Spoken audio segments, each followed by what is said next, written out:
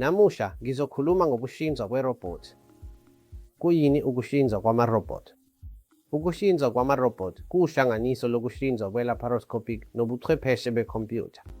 Inzuzo yokuhlinzwa kwerobhothi iwukusebenza kwembobo yokhiye, ngakho-ke ukulahlekelwa igazi okuncane, ubuhlungu obuncane, futhi kunembe kakhudlwana ngenxa yokukhulisa izikhathi ezingu-10 kanye nokubona kwezinhlangothi ezintathu. Ukuhlinzwa kwamarobhothi kuvame ukusetshenziswa lapho kudingeka ukunemba kanye nokuhlinzwa okuyinkimbinkimbi kanye nokulungisa izitho zangaphakathi zomthambo. I-Da Vinci Robotic System ishintsha umdlalo ekwelapheni i-prostatic carcinoma. Namusha, indinganiso yegolide ekwelapheni umdlavuza wendlala yesinye i-robotic prostatectomy.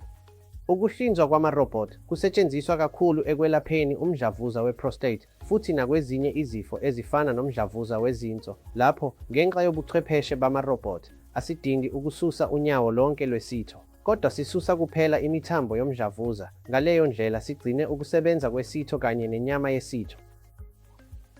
Enye inzuzo yokuhlinzwa kwamarobhothi itholakala ezinhlelweni zokwakha kabusha, njengokwelashwa kwe-vesicovaginal fistulas nezinye izinqubo eziyinkimbinkimbi ze-urology.